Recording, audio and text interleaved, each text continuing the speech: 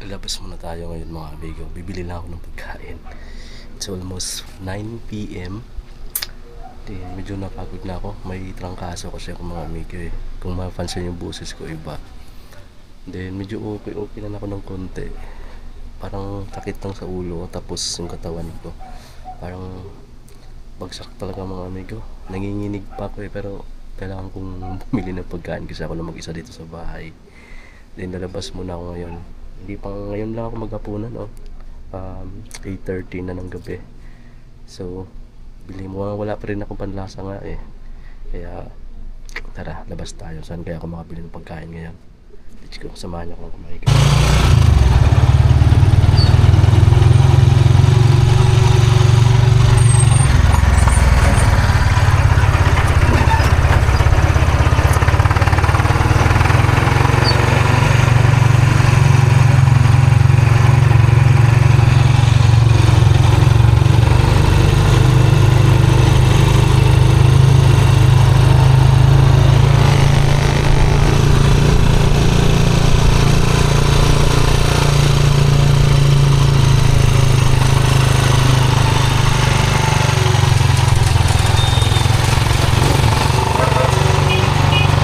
Yung bagong bukas na Diwata Paris dito sa amin, malapit lang siya.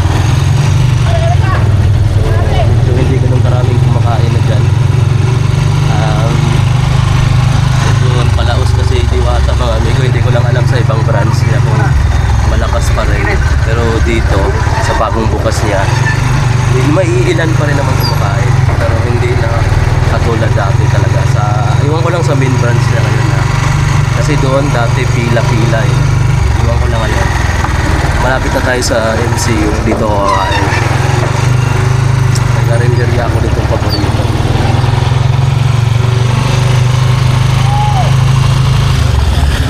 Pinakamurang healthy. Ito yung pinakamura ding grocery dali. Ito malapit na tayo.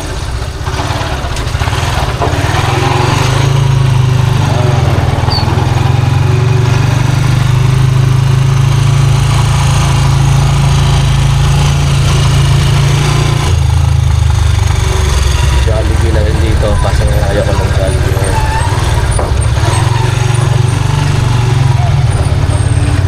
Dito ako sa may dito ako sa may karigar na kain. Diyan ako kumakain. Kaso parang tingnan ko lang, parang puno. Or may second floor pa naman siya. Yan, sa karinderya lang. Malapit lang. Kapit lang, dito lang ako kakain. Dito sa karinderya. Ito yung mga ulam nila. Ayan yung mga tinitip ko. Yan lang po ito. Chicken corn na lang. Itong order natin guys. Lumpia.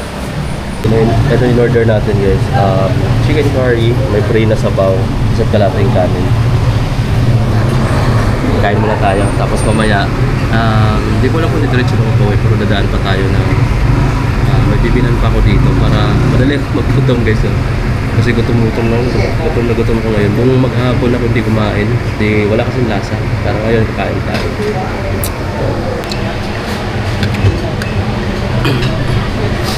Kain tayo guys. Laki ng chicken nila oh. Yan oh.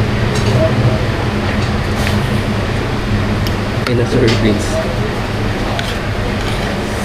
In charge.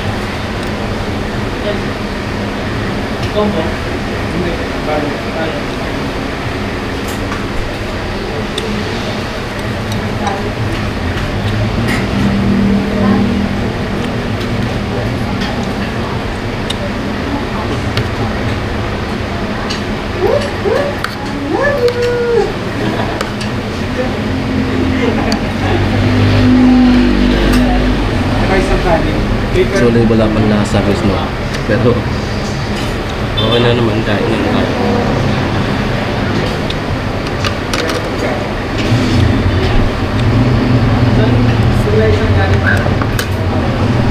Lumabas na ako guys, tapos na rin ako. Medyo mainit yung kainan na yun. Tapos pupunta tayo ngayon ng nagbibinta ng Pizza Hut. Dito lang sa may tapat lang siya. Kunting lakad lang. Dito tayo. Nasa likod lang siya or katabi lang siya ng Jollibee. Meron ditong Pizza Hut. May 7-Eleven. May Chowking ko pala banda rin, no?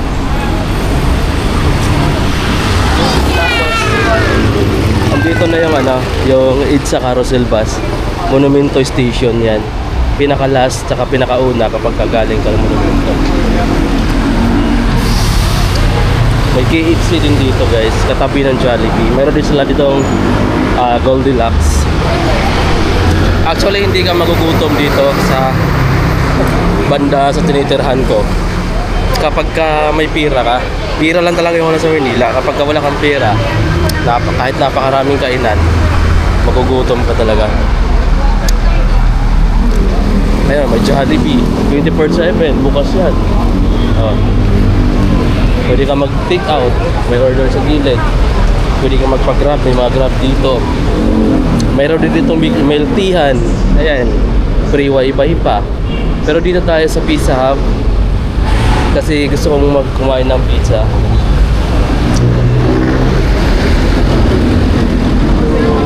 Maraming tao. Order tayo din sa loob. Meron silang ganyan, 205. May 305. Ang tawag, French fries, crispy emojis. Ito pala yung menu nila. 210. Dati mura pa mga amigo eh. Ngayon nasa 210 na 190, 170. Mayroon pa rin naman 170. 2 cheese, ham and cheese, tag 170. Pero kung gusto mo mas malaki-laki, dito ka sa tag 210. Ayan o. Bacon ham. Ano bang orderin natin? Dito ako sa bacon. Bacon and ham. 210. Ayan, 210. Yung 210 dito, ma'am. Dito, sir. Yes po. Maliit lang yan? Ganito yun, sir. 8 slices. Yung 370 yung malaki. Yung malaki. Okay. Ayan. Ito yung size ng 210. Tapos 370 yung pinakalaki. Yung 190, ganyan din. Yes, sir. Yung mga may 11 po. Yung po yung nasa. Yun. May mga 11 na. Hintay tayo ng mga ilang minutes bago ito ma-serve. Madali lang naman siguro kasi ako lang yung order ng take-out. Ayun, guys.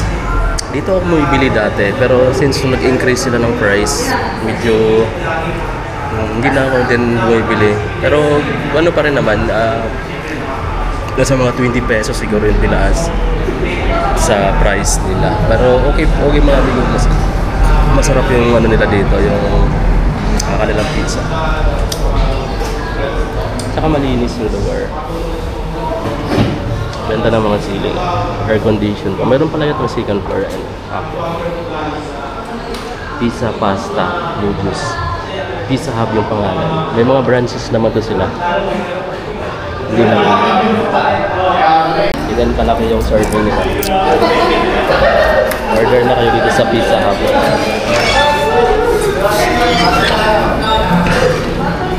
And guys, maraming mga flavors na pwede nyo pagpipilian dito. Saka yung price is ayan, mamimili na lang kayo. Depende sa size yan. Dami na lang dito. Thank you. Thank you, ma'am. Ayun, eto na. Then, uwi na tayo guys. Magnanay na rin. Ayan yung EDSA, yung lagi natin dinadaanan. Tapos dito lang yung banda, katabi ng motor trade. Malapit lang yan guys, no? Pagka gusto mong bumili. Ito yung pinakamaliit na size yung nabili natin. Good for one lang talaga. Minsan nga pagka malakas ka kumain, kulang pa talaga sa'yo itong isang order na to. Para sa akin kulang pa, pero hindi naman ako ganun kalakas kumain mga amigo. Isa pa, nakabarista tayo. Mahirap gumuya, may sira pa yung ngipin ko. Kailangan ko pang ipaayos. Naghahanap pa ako ng budget dahil nasa 2,000 deep cleaning kasi marami na siyang sira. Yan, pag gusto mo namang actually kung kakain ka dito ng fast foods, ang dami mo talagang choices. Isa sa mga the best dito, piri-piri. Piri-piri yan guys, piri-piri house. Ayan. Marami din sila dyan, tsaka natikman ko na dyan. Free wifi pa. Masarap pa yung mga pagkain nila. Free wifi pa guys, no? Katapat lang yun yung dali. Tsaka yung ano-ano mga tricycle, paradahan. Pauwi rin sa amin. Ponce ka ba? Ponce. Ah, Ponce. Maria pa naman. Maria. Ah, bayad na tayo. Okay ba? Okay. Thank you. And bayad muna tayo. Tama tayo sakay. Hintay lang muna tayo ng isang pang pasahero kasi kailangan tatlo to bago umalis. Punuan. Ayun yung dali na murang grocery. Yun nga lang kailangan mo magdala dyan ng lagayan kasi kaya sila mura. Hindi sila ng provide ng lagayan. Kailangan mong magdala ng sarili.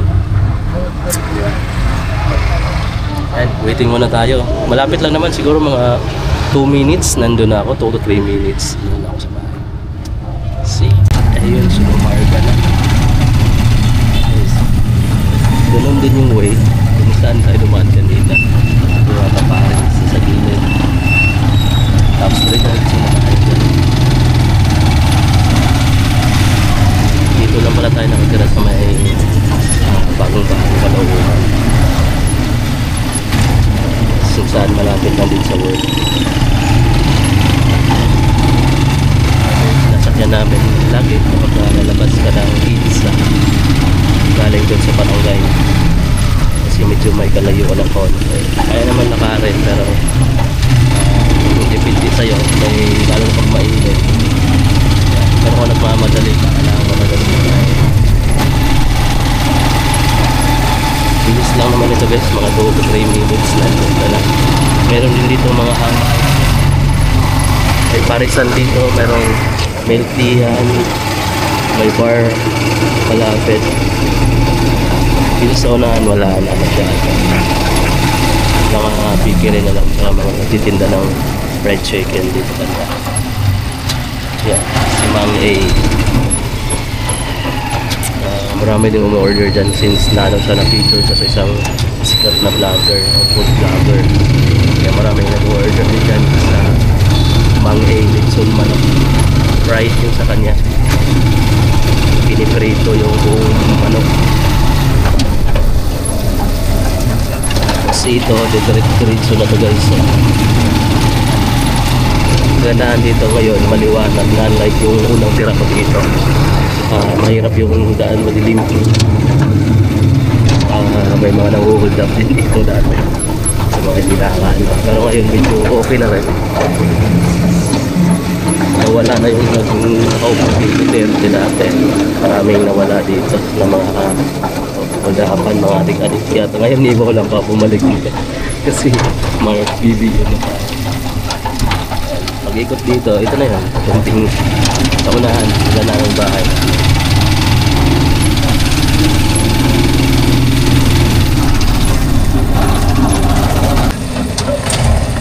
Thank you. Oops.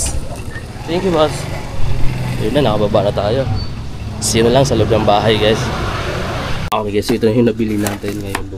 Bumukbangin na natin yan maya. Sa ngayon kasi busog pa ako. So yun, guys. Hanggang dito na lang din. Maraming salamat sa mga support sa akin. Dahil bukas siguro papasok na ako. Peace. Bye-bye.